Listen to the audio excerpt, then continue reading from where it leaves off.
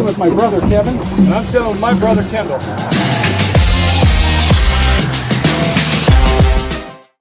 Hey everyone, welcome to this Sailing with My Brother video. I'm the helmsman and boat owner of Flying Scot 5954, Gadzooks, and your host, Sailing Brother Kevin. The 2024 Flying Scot George Washington Birthday Regatta and Midwinters from Lake Eustis, Florida is in the books. This national level regatta was not only outstandingly managed, it was incredibly fun despite the ways the weather tried to dampen our spirits. How did we do? Well, not as good as we would have liked, but we did have a great time. The regatta was scheduled for Friday, Saturday, Sunday, February 16th, 17th, and 18th of 2024. Brother Kendall and I did some sailing on Wednesday before the regatta, trying to sail without a rudder. We have our first video of our efforts, which, while a bit long, is somewhat funny, but we did manage to make it through sailing without a rudder. Here's a sneak peek. Yes. We have like no wind, Yes. and so this is like perfect to raise the rudder and sail rudderless for a while Oh, and okay. use our weight. So I'm going to raise the rudder and we're Go going to ahead. do a. Give me hand me the tiller extension. No, you don't need it because the rudder's out of the water now. So what's the point anyway, right? Yeah. What's the point? I'm just putting that on it to hold the tiller. Now see, it's leaning too far that way and we're turning that way. Come over here. Come over here. Get the boat to start to fall off a little bit. We're going to end up tacking. Well, maybe we're going to just go through a roll tack. I think we are going to go through a roll tack here, Kendall. Okay. So bring the Jib around. jib around. David Ames and PJ Bueller, winners of the 2022 NACS, held a special training seminar sponsored by Mad Sails on the Thursday before the regatta.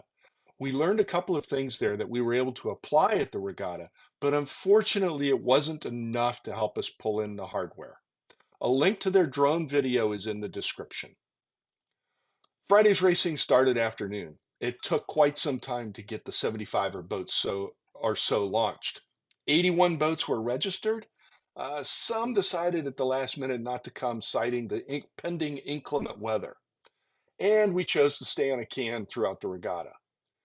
Note, if you stay on a can, take a cheap rubber raft with you.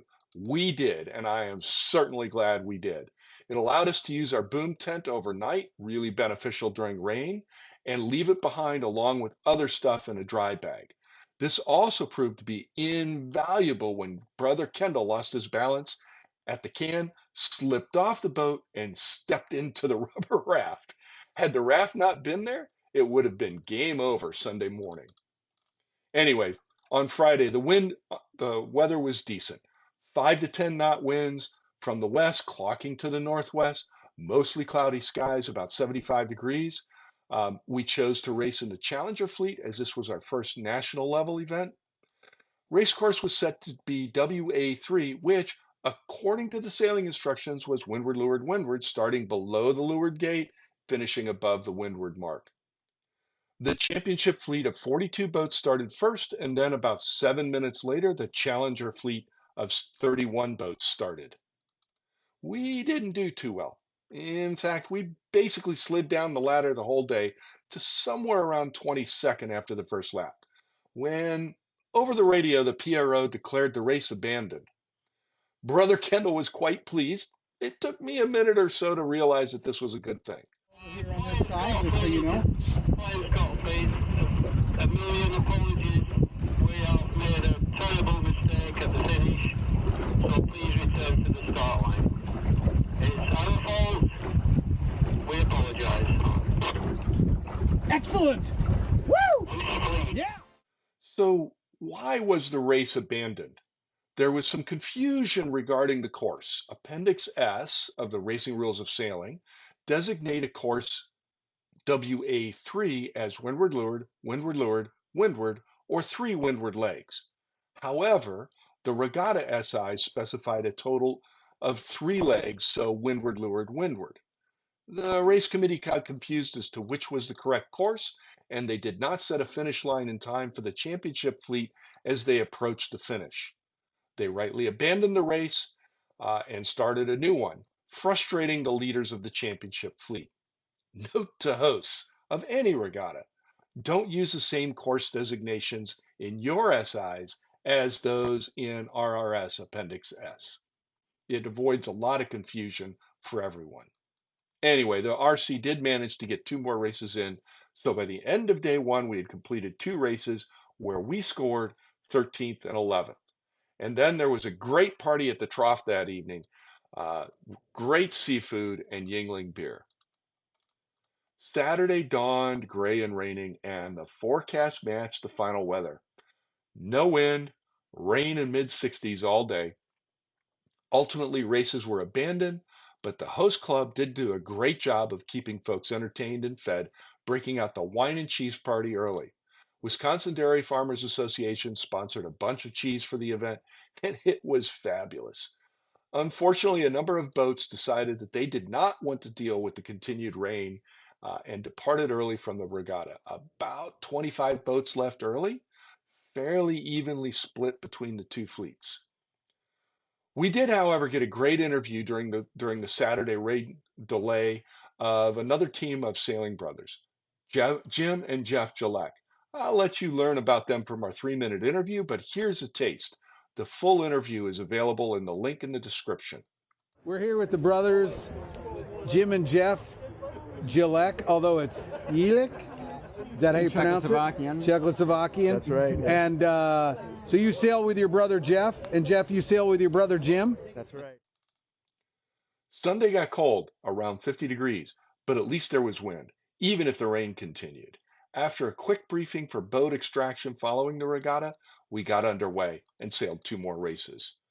Brother Kendall had brought some superior follies for the regatta, while I did not. Suffice it to say, I now have new follies. Anyway, we took a 6th and an 8th for the last 2 races, and then we worked to get the boat out of the water. We want to congratulate all the winners, Tyler and Stacy Andrews in the championship fleet, and Henry Pico and Jeff Bott in the Challenger fleet.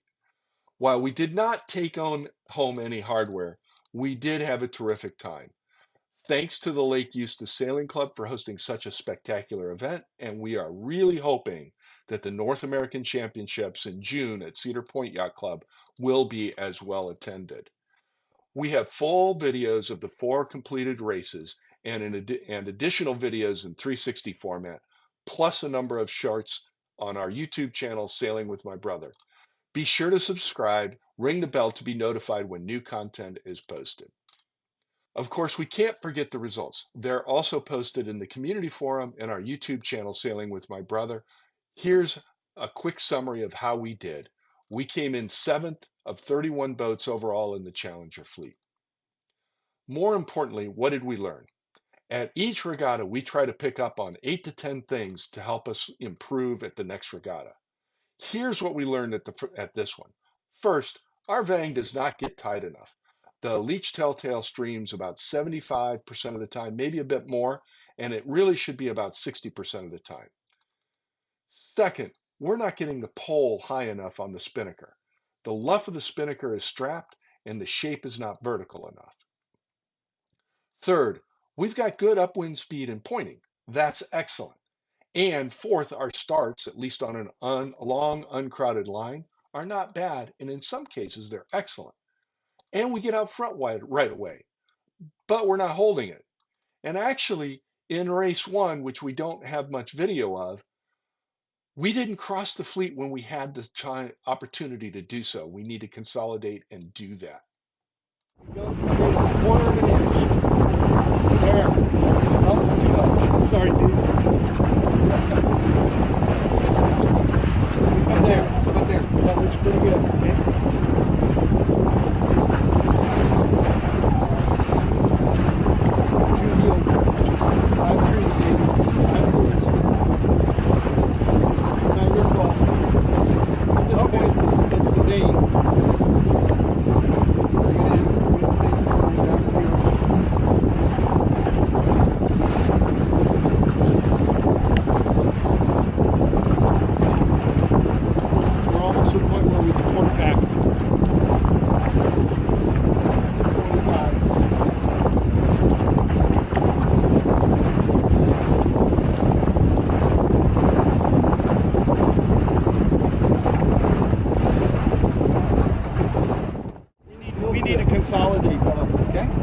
have 225. Tack on mine. Yeah, let's go. Ready? Ready? Let's go.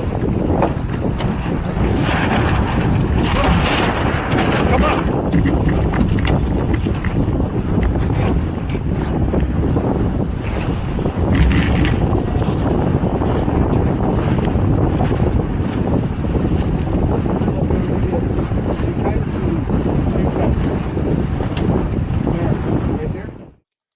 Fifth, we need a lot of help going downwind. Understanding our jibe angles and also with the boat handling on jibes and sets. The jibe and set process is not really well enough practice for us. We need to determine what is the best process for us, for our team. There are times when I'm still calling for the pole to be moved across first, and that's not right. Go with the pole. Go with the pole. Oh no, go with the sorry. Get across.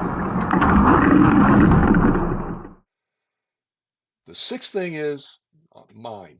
I'm still dropping the tiller extension. Apparently, I've forgotten a lot that I learned when I used to sail a sunfish, and we need to practice. I need to practice tacking on the trailer.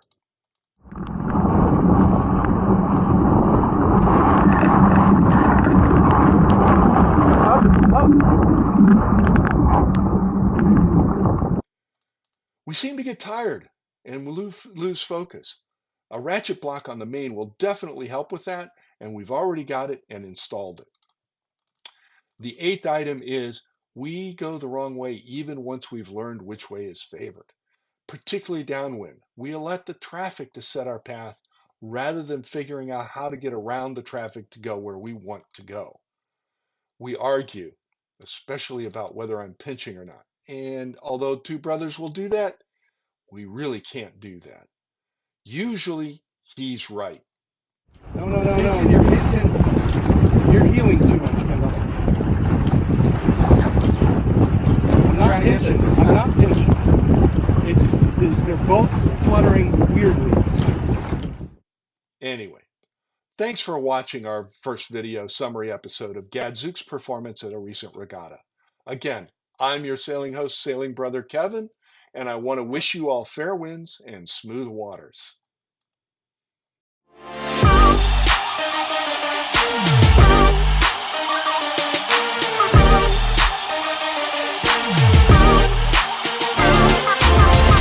Sailing with my brother Kevin. And I'm sailing with my brother Kendall.